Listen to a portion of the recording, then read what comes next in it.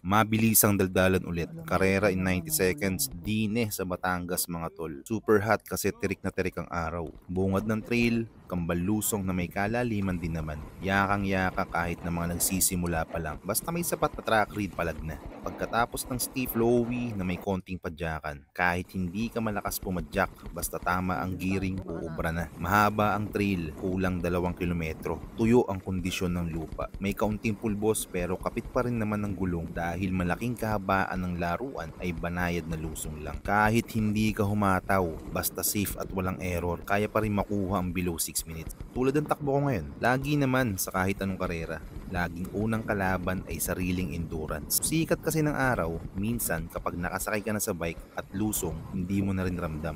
May ilang bahagi ng trail na challenging, katulad nitong ugat na to, dapat tama ang linya. Kung hindi, babara ka talaga. Eto pa ang isa, sobrang kipot na liko. Final run na kaya sinubukan ko nang i-commit at ipilit ang pihit. Shit, swabe at walang sabit. Sa huling bahagi ng track ay lalong susubukin ang tibay ng legs. Padyakan bro.